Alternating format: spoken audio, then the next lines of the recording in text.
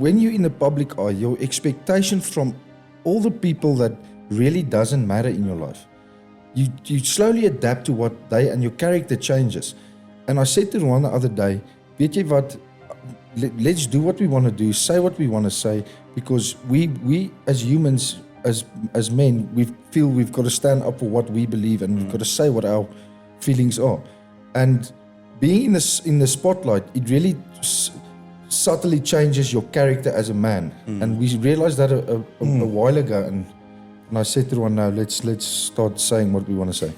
Also, sorry, Ruan, do you feel it affects your identity as a man? 100%. Yeah. 100%, because like I said, you want to adapt, you want to keep this publicist, this person, you want to keep them happy.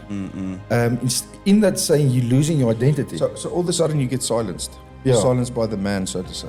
Unfiltered AF, real ones rise, no mask, no flex. Lights on, mic check is next. This is the truth, unfiltered AF.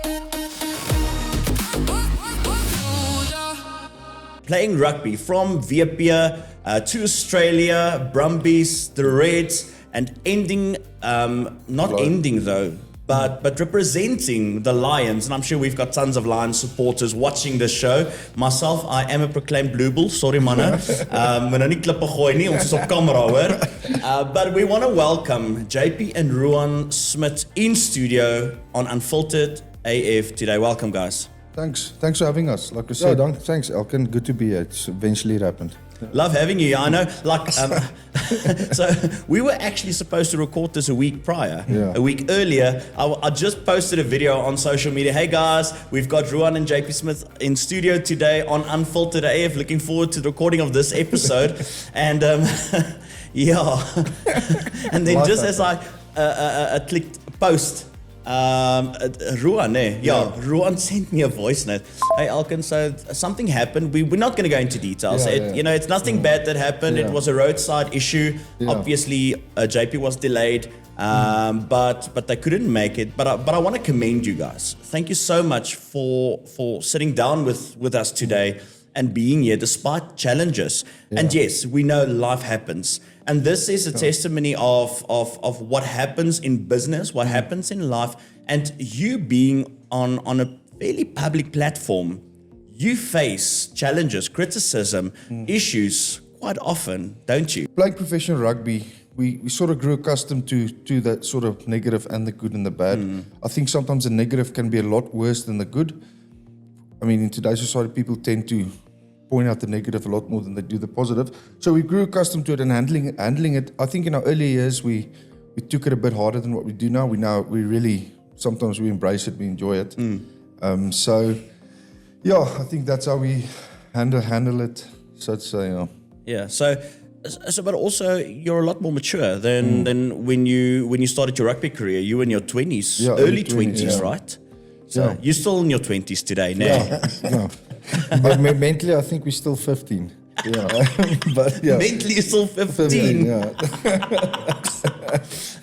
So maturity wise. No, I think just to add on to Ruan, I think just some advice to all the young people out there. I think when you surround yourself with the necessary people, the outside exterior doesn't really bother you. You take comments and criticism from the people you care about and the people in your small circle. The rest really doesn't matter. I mean, if you go and listen to every negative comment, I mean, your world will be shambles. Yes. Yeah. So that's just something to add on to Ruan. So I think the reality is being a public figure, because you've been public figure since your days you played for Vietnam. Yeah. Today the Stormers, right? Yeah. Nee. Sorry, for those who do not know, I'm not really rugby savvy, so I do apologize. Don't throw stones, okay? Yeah. So you were exposed to being on the public on public platforms, a lot of attention, positive and negative, and your rugby career has escalated you guys to become influencers as well. That you've capitalized on your public profile. That you started doing social media, TikTok Reels, Facebook Reels, and so forth, right? Yeah. Yeah, I think the transition was about 5-6 years ago. I think that's when the real social media branding came into the game. I think before that, obviously, but we weren't aware of it. We weren't really focused on it. And slowly, JP created a TikTok page. We always had our Instagram page. I remember JP created a TikTok page when we were overseas for the Lions one year. And then he just posted a few things. And I think within 6 months or so, it grew a lot. And then we started realizing that there's something to this. And then from there, I think, JP's really good at it. I'm sort of a bit lazy when it comes to the posting and stuff. But he's onto it. And I don't know if we've got a niche market yet or a brand yet, but we sort of cover everything, so to say, in what we post. But it's growing. So that leads me into the next question, though. Do you have strategy behind this? Not at all. Not at all. We people asks us this a lot. We in the moment, guys. If we see something happen, we just do it. Like for instance, there's a video that Ruan took the other day. I don't know, that we just randomly think of on the moment we record, and then we go from there. There's no really plan or strategy. Is that the one with him dancing in his his faf undies or what? There was one where he put his fingers in my coffee. And then I saw. We need to insert that.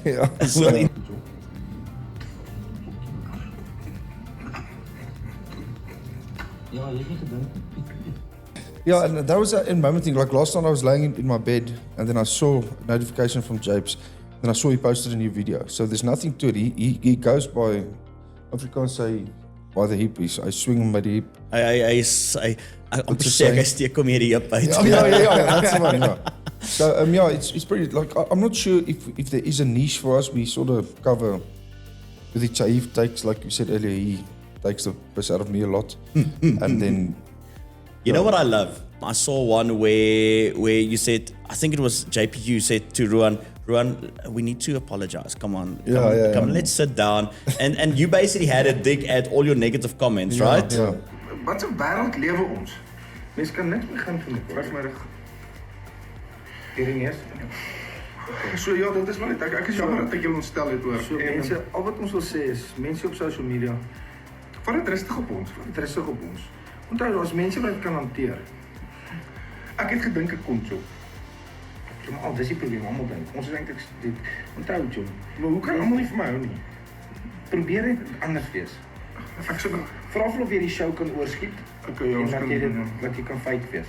Okay. Dan kan jy almal laat doen. Ja, maar vir al mense en al die kyk net tannies wat comment. Ek sê jammer ek vloek.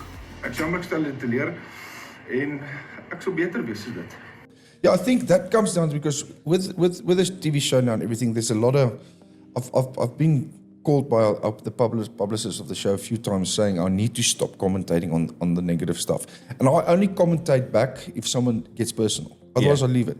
Okay. But I told her, look, I get a big sense of urge about it because I feel if you can hand it out, you must be able to take it as well. And regardless whether I'm on TV or that person sits at home, if you're willing to sit at home and throw shade, just be open to getting it back as well.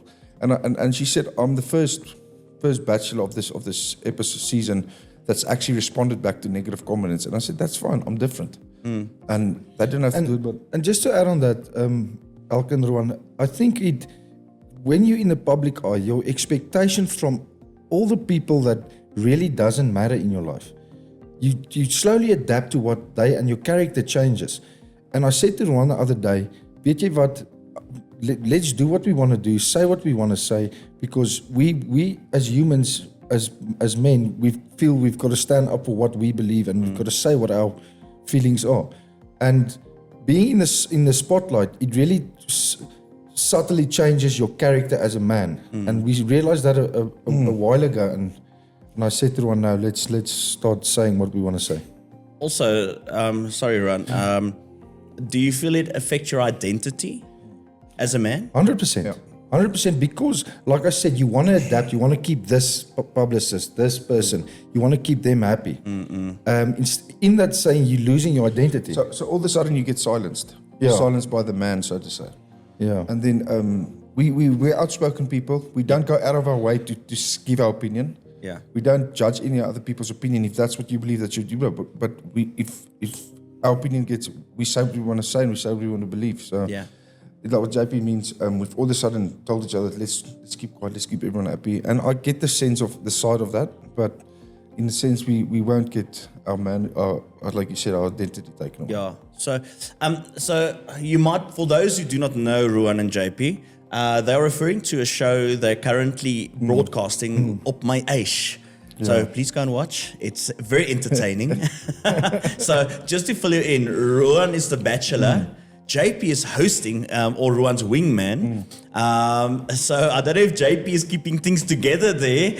Yes, he's doing nothing. He's on a holiday.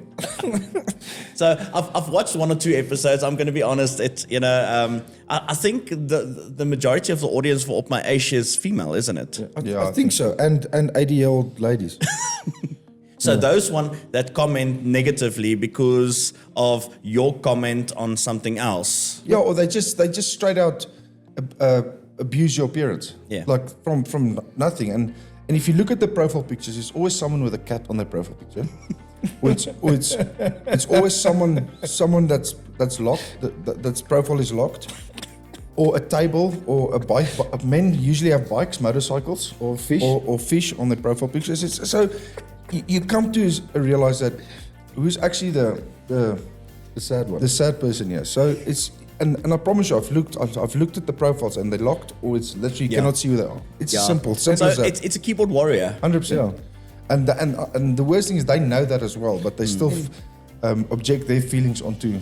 And the saddest thing is, I will never take on someone's how they look and that sort of their personal appearance. But I go on these profiles, and I just go the first photo on their profiles. I screenshot that, and I put it underneath their comment, and I say, "Enjoy your day." Only if they get personal, like your appearance and. Yeah. So while you're mentioning that, I didn't want to mention this, but was it a week or 2 ago? There was this oak that said, "You guys need to get to the gym or something or whatever."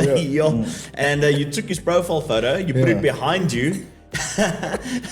Ja, maar die tannies het julle gerook met daai een, hoor. Ons is gewoon wat hulle nie what they don't get, we get so much satisfaction actually out of it, out of the negative comments. Yeah. Because we know, yes, now I got to you. Yeah. Without doing anything. Yeah. So it's actually cat and mouse game. Yeah. So the comments were like you being personal now and this poor kid and what have you. But at the end of the day, he put himself out there as well. We might be getting negative comments on this episode, which obviously will filter it with the unfiltered truth at the end of the day. Okay, and I think that the society of today, of men today, is social media creates as they can say what they want to say, but as soon as there's punchback, then they can't handle it. But just on that as well, a thing that really stood out for me is we live in a world today where you hear every woman speaks up and says, let's back each other. As women, let's back each other. Let's not break each other down. Yeah. And the biggest problem on those comments are women bad-mouthing, breaking other people down, other women on the show down, physically, appearance-wise.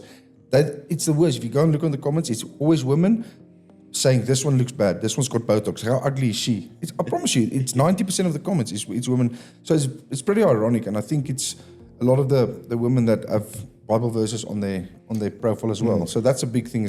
And then I'll just sometimes screenshot the Bible verse and say, okay, just maybe take that off if you're going to judge someone. Yeah.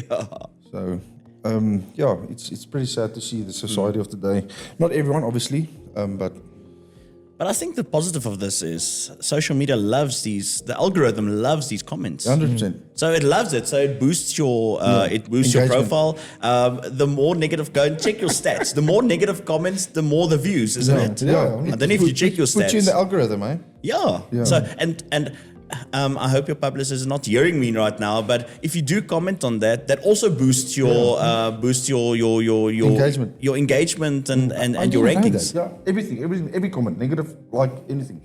We just put you in the So algorithm. people, please keep coming with the negative comments. Yeah. We appreciate that. The thing is, there's engagement. So your Facebook, your TikTok, Insta, YouTube, and so forth, it sees as people are engaging with this. They are watching it, they are reading it, they're scrolling through the comments, they're reacting to comments. So it just helps boost your content even more. Okay.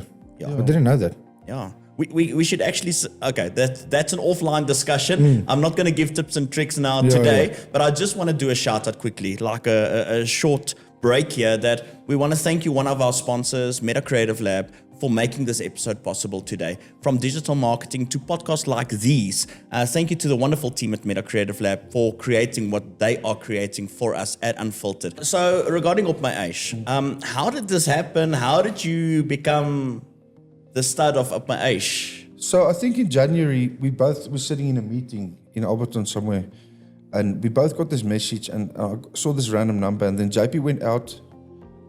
You want to go from here? Yeah, so Gideon, the producer, contacted me and asked if I'm available to go on the show. And then at the same time, I found out he contacted Ruan.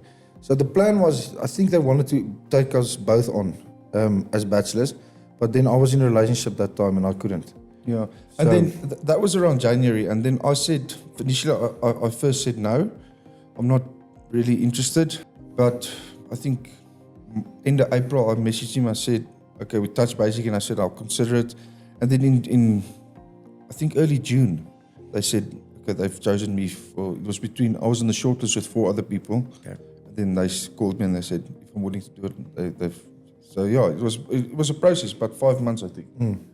Okay. When I decided, and then I decided, okay, why not? I was pretty, what do you call it, stable in my relationships, and I was flat. There was nothing going. So okay, cool. I said, a bit of alternative way to do this, but let's see.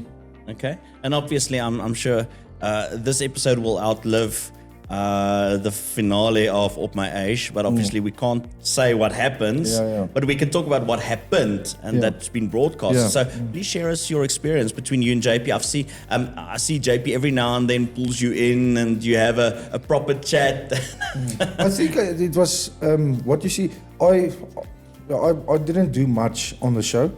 It was more Ruan and the girls and that sort of stuff. So when he went on the dates and the experiences, I was at the resort, or what so call it, and my job was minimal, but I was there to support him. His wingman. Yeah. So the big thing for Japes was he got to know the girls off camera. I wasn't allowed to really interact with them off camera, so I got the version of them on the camera, which was consistent with off camera. Afterwards, I found it with most of them, but there's obviously a bit of stage fright going in and everything. So it took me about a week to get to adjust as well and to get out of my comfort zone, which I really found was a positive thing for me. That forced myself out of my comfort zone, having to interact with people. I think that was one of the biggest reasons you went on it as well. So, but put it this way, I think the producer said in the first 2 weeks we were rolling 300 hours in first 2 weeks. Sure. So put that in context over 5 weeks, how many hours we rolled, and the viewer only gets to see 13 hours over the whole season. So there's a lot of stuff that happened in between sets off camera that obviously influenced a lot of my decisions, and people wouldn't think that far, but it wasn't just, the decisions I made on the show wasn't just made on the 13 hours you guys see. There was a lot of stuff behind the scenes that made my decision. So yeah, it was a big learning curve. I can imagine. Tell me your top 5 cringe incidents. Yes, I think there was a few moments. Majority of it was when we were sitting in the swimming pool in the spa area, and I was the only one in the water, and I was sitting in the corner, and that was still early on, I think. I was sitting in the corner, and the girls were all sitting on the side, and it was really like, it was an uncomfortable situation with 30 camera crew around you, everyone just watching you in the corner. That's why I moved from that side with my back towards them, because it's really, it's, and that's what I mean, you have to get out of your comfort zone. And the girls, I think the girls were all sitting on the opposite side of me, and they were facing that side. So I think that made them a lot more uncomfortable, but it was really pulling teeth, so to say, at majority. That was the most uncomfortable, awkward stuff, the initiating conversation the whole time. With a group, I think, men that ever consider with going in a group date with 5 girls, please rethink it. Because it's... Why not, Ruan? That sounds like any man's dream. I know, that's an ironic thing. It sounds like a dream, but it's the last thing you want to do. And just to add on that, I think people watch the show and watch Brendan's show, and you come on there and there's 12 girls, 1 guy, and you think this is heaven. But it's so different. It's so hard. I don't even know my own personality yet, let alone trying to figure out 5 at the same time. I mean, you have to juggle. Say for instance, this girl, she's very pulled back, quiet, and then you get the one next to her that's maybe more out there. So then you've got to bounce, and you don't have much time because I think the group days go for about 30 minutes, and then you really have to. And what I learned was you really have to get the balance right between serious conversations and getting to know someone's personality, which is hard. You can't just go in there like an interview, but you also need to know the serious things. So I think there was a lot of moments in the show where I think they overlooked asking me serious questions and I overlooked asking them a lot of serious questions, which is important. So if I could take time back now, I would maybe approach it a bit different. But that's how you learn, I guess. Any drama that you can disclose? I think we actually shooting the reunion tomorrow. I think there's gonna come a lot out there. there was a lot of friction between the girls, and as everyone saw, Just choose your words carefully. what? Yeah. No, there was a lot of friction at the start between the girls and a few things, and that's why I was on the show. I tried to sort it out because that was my only time with them all together. So I couldn't go to them behind the scenes and speak to them about it because it made the whole environment uncomfortable. It made it uncomfortable for me. I'm sitting there knowing this person has got a problem with this person, and I tried to sort it out on the show. People thought I was being a policeman, but it made the whole experience uncomfortable.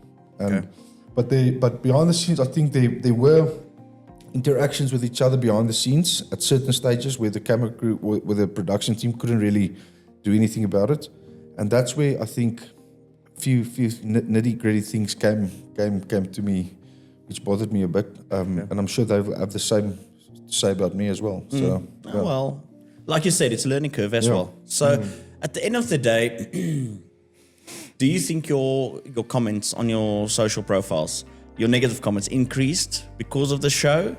Were there a lot more negative comments? 100%. no, I think majority are negative.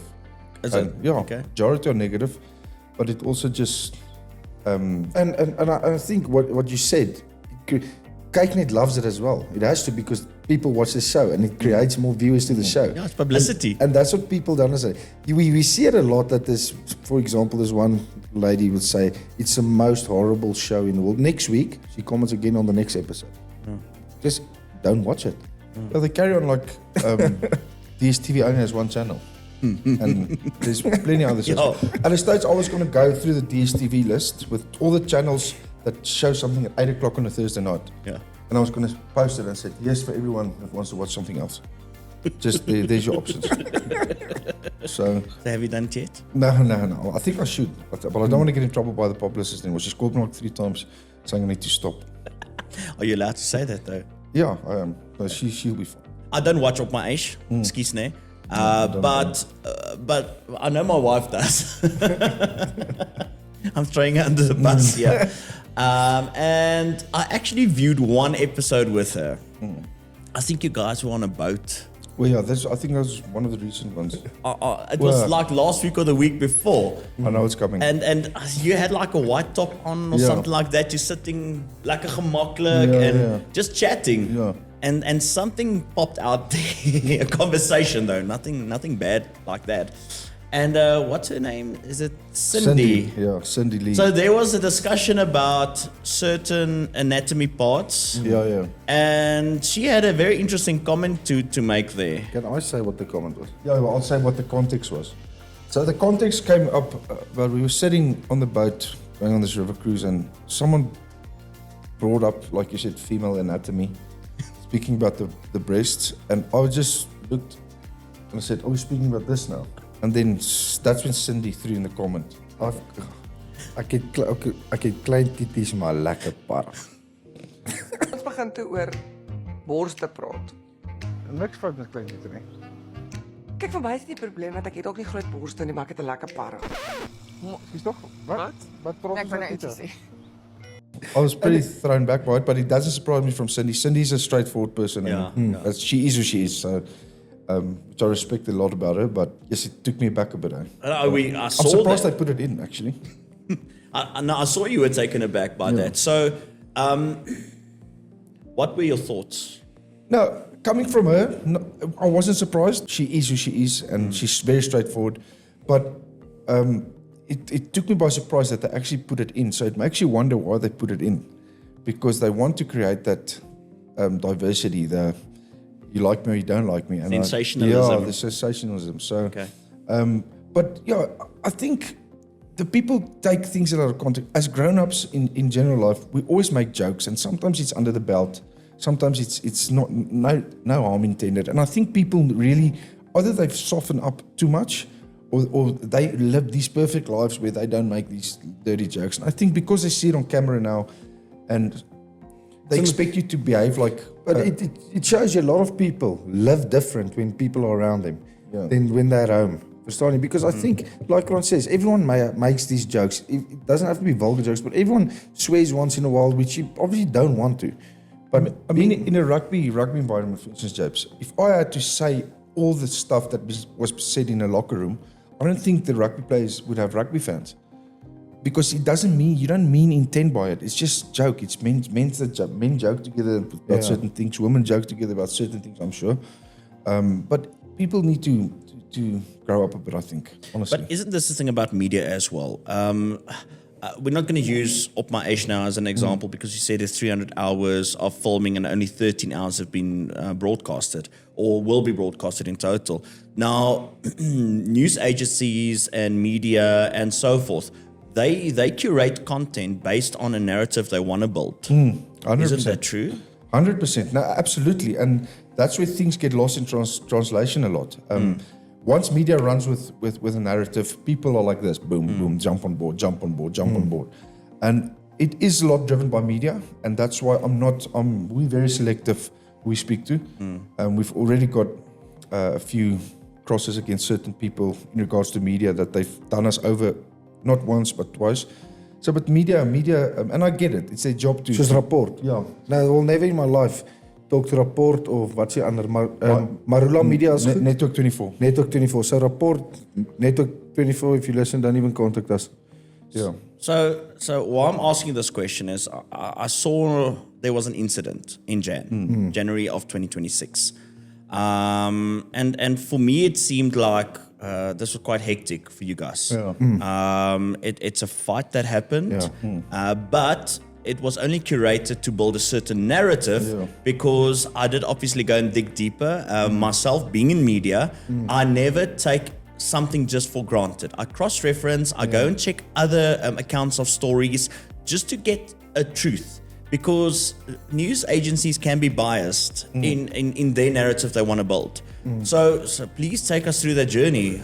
In saying, I'll start off with the interview report. So fair play to them, and we thanked them afterwards. They called us, asked our version of it. When we gave our version of it, half of it was left out. So their main priority was just to get the story out that we were in a bar fight, and not get the story behind our story. So they missed a lot of detail, important detail. They added a lot of stuff which was not even closely true. So, and they didn't even speak to the right people. Like I said, there's something that happened, and what would fit in well around that situation. Then add that. Let's add that. And so what happened was, if you want me to, there was an incident in the bar in Holmespreit where the story is on Facebook. We're not going to go into it now. You can, our version, it's gone dead now, it's gone quiet. Apparently the people that were involved have now flown to Cape Town. But we're not going we to were leave it looking there. for the CCTV camera that disappears in 48 hours apparently. So I'm looking to take it further, just for the sake of it, because people expect us to be quiet and just take it on the chin, and we're done with that. We're not taking it on the chin anymore. But at the end of the day, it was, once again, the video clip came out. It was taken out of complete context. The video clip everyone saw was post incident, and people click on the thing and they look at the thing, and then it looks really bad. They don't even have a clue what happened. They didn't read the article. They didn't have a clue what happened. They didn't ask us. And that's why we decided to post our version of the story. And so far... Elkan, and sometimes the sort of people we will try and avoid situations, but our characters are also, if you hit us, we'll fight you back. And that's probably, some people will say that's wrong, but that's what we do. Let me put it this way. If my girlfriend was in a situation where Ruan was, and I had to stand up for her, I was a hero. But now, because it's my brother, we started trouble, we created drama. See, and that's the mindset of people.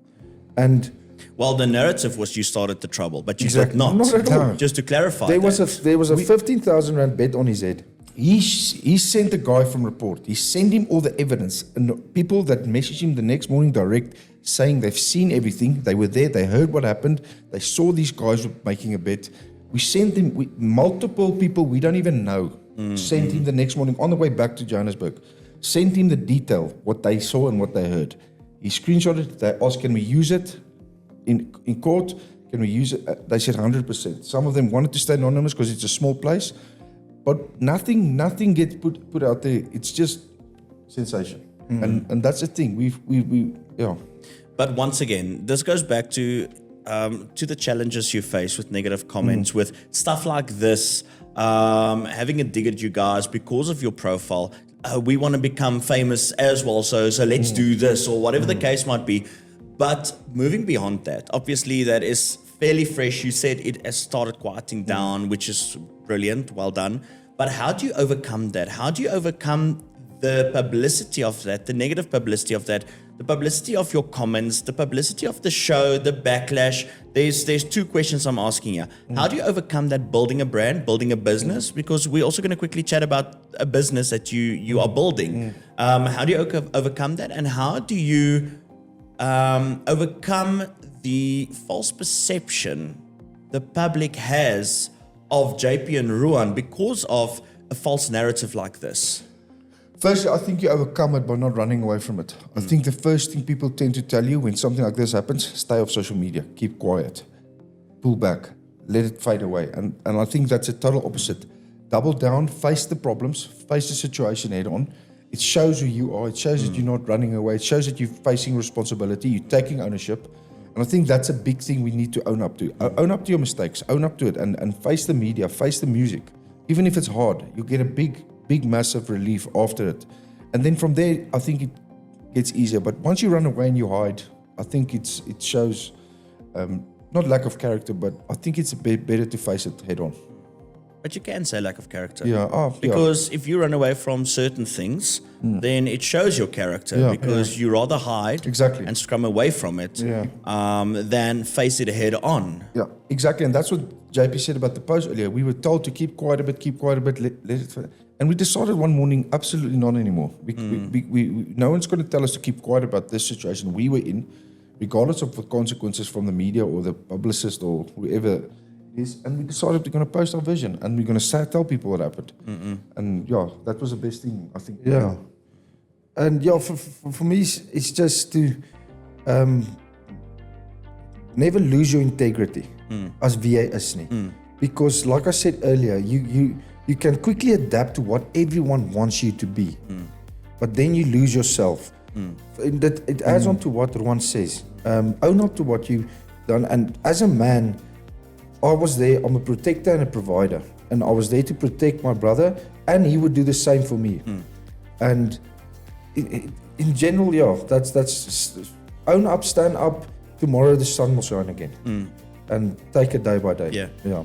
So also on that, JP and Ruan, with all this publicity and being in the public eye, we touched on this now with your identity being emasculated due to negative comments. How do you cope mentally and emotionally with this?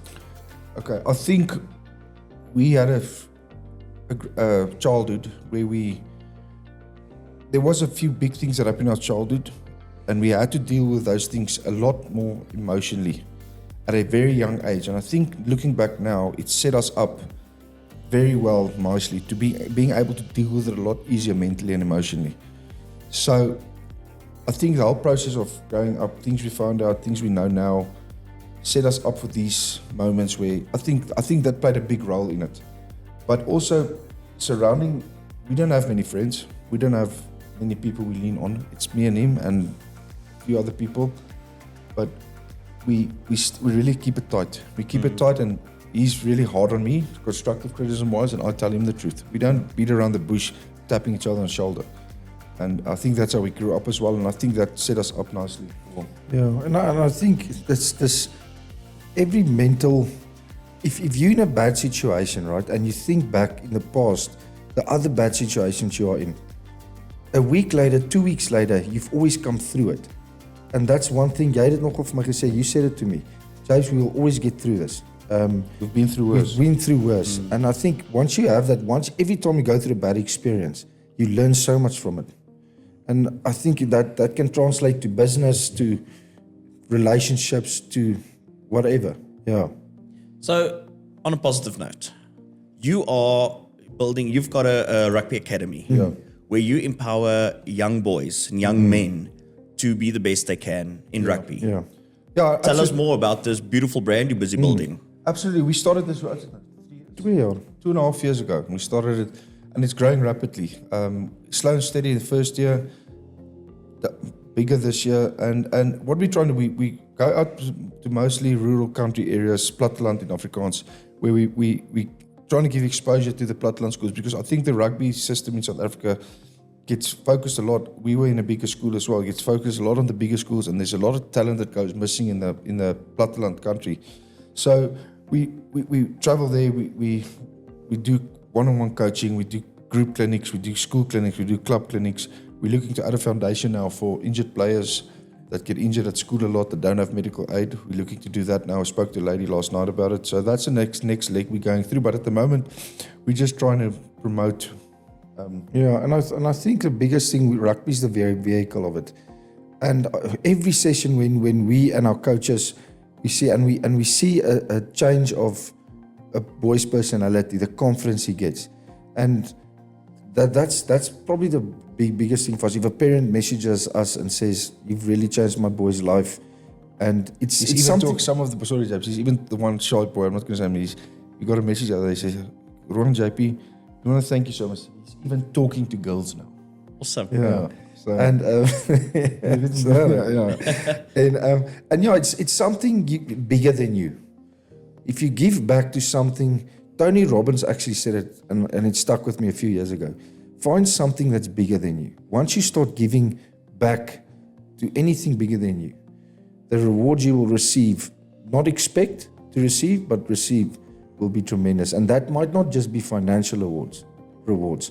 That might be whatever, verstaan jy? Comments like this. Yeah, it's Where amazing. this young man has the self-assurance and is developing his identity now to say, listen, I can talk to girls now. yeah. And that's It's a big thing, eh? Yeah, it is a big thing. And that's the thing. What we use the rugby as a vehicle for other things in his life, to be more confident in all aspects of your life. And So, a question on this. Do you think we live in a fatherless society? 100%. Yeah, definitely. I think role model-wise, fatherless. I think it's a big problem. I think in today's young men, I think we're losing, not so to say the role of a man, but the identity. Men having to stand up, be yourself, standing on what you believe in. I think the young men nowadays get so easily influenced by what they see on TV or what they hear around the school or what the teachers say or whatever message gets thrown out there. But I think that's where the fathers, as a father society, I think that's where we're losing it.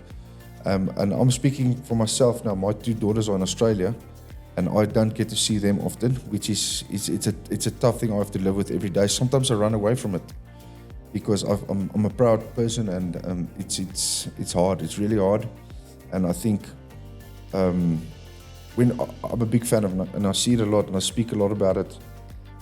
But we do growing up in a fatherless society, and role model wise, huh? And yeah, Val, we've seen it a lot in the boys we coach. And yeah, I think there's a massive shortage on a lot of role models. It doesn't always have to be a father figure, but the role of a man, it's getting lost in today's world. Yes, we can be emotional. Yes, we can, all those things. But we must remember what the role of a man is. And Axel always say, but what does it say in the Bible? What does God want a man's role to be? And I don't want to go into that now, but that's what we live for. But it's that's a good touch point, JP. Yeah. Do you think our identity is in worldly stuff, or do you think a man's identity lies in God. That's a double-edged sword for me. Yes, it has to be lying. Dit moet by die Here lê. So, but 100% worldly but now. yeah. It's 100% worldly. If you look at the young men today, who they're looking up to, people that drive Yeah, fancy but cars. that got Ruan, money. the worldly doesn't have God. Yeah, but that's what That's the I'm saying. difference, But that's yeah. what it's. I think men and I think we get lost in it sometimes. We at stages in our life where we wanted fancy cars, watches, and then you forget what it is to be an actual man. And like you said, it lies in God. It's not- Yeah, 100%. Yeah. The role models of today on social media is all driving fancy, sitting on the Ferrari, talking about this. Yeah. Wonder, yeah, I see sort of. and you can get. That's what success is. Yeah. That's what a man is. Yeah. And Goes a lot deeper than Yeah, what much we deeper. can discuss right now, and I think Yeah. this will be a lovely off-air discussion. Yeah. But yeah, Ruan, I do resonate with you in terms of you mentioning you've got kids in Australia. I'm sitting in exactly the same boat. Is it? I've got 3 kids in Australia as well. Really? Yes. Okay, So, and it's really tough to build that relationship. 100%. And you do what you can, and yes, this question hits me hard as well, because you get to that reality, you're not there, you miss birthdays, you miss Absolutely. graduation, you miss the first driver's license, yeah. you miss all of those things. Yeah. But your intent, your heart is Yeah. what? To be as much present as you physically and possibly could. 100%. And like I say a lot, it's a silent killer, I think. I think I deal with it a lot on my own, in my own time when I'm alone. And you beat yourself up about it. And I sometimes run away from it because I feel so guilty. But yeah, sorry, I'm getting a bit emotional here. It's okay. So- like JP said, men have emotions. We can cry if you know, it just shows your heart, Ruan, that you do care. Malcolm, it's such a double-edged sword for me because in one sense, yes, it's so important to be present. But in the other sense, we as fathers can make a decision now. My daughter's in Cape Town. I can make a decision now to go to Cape Town. But I won't have work to be closer to her. How am I going to provide for her? How am I going to protect her, pay her medical aid, pay her school fees? See, so sometimes people don't understand that. I would love to be with my daughter every day. Yes. But how am I going to, I can't just pack up and Exactly. leave and don't have finances to look after her well-being. Yeah, So that's the thing. It goes- And he's in the same situation. Yeah. So because it's not a 6,000 rand expense to get to Australia. Yeah. It's a 50, 60,000 rand expense just Easy. for a plane ticket. Yeah. 100%. And then it's accommodation, then it's food. You can't go for 2 weeks. You have to go for 5, 6 weeks to see him and spend time with him. So And then your business runs the risk of. yeah. So you're making decisions at the time you think it's right, and you hope you're doing the right decisions, but something's got to give. And yeah. unfortunately, hopefully this time, when they're a bit older, you can build that proper relationship when they've got their phones. And like like I I try s- and call yeah. now every day and so on, but when they're a bit older, they can reach you whenever they want. I think that's when you can sort of build. And that's where you want to be as a business. One day I want to have a business that I can move to Cape Town to be close to my daughter so it can run here. But it's just the reality is you can't just pack up, and sometimes the family and the ex-partners thinks it's just about packing up and leaving. But make a decision. I can do that, but I won't be able to pay for her stuff. Like I just said, I won't be able. So what do you prefer? Yeah. So at the end of the day, it's very difficult situations to deal with. Yeah. And nobody understands your narrative and your story. Similar to media and similar to people criticizing, family criticizing, because they've got this one view of things. Yeah. But there's a different view as well. At the end of the day, when we talk about a fatherless society, what drives us is there's certain situations that we can't control. It's beyond our control. 100%. But we can control what we can control. Yeah. The rest is out of our hands. And we need to put that, for some we place it in God's hands. Yeah. We pray that everything is going to be okay. And we do believe it's going to be okay. And like you rightly said, when they are older, then that relationship dynamic might shift. But you do what you can. You do the best you can do. Yeah.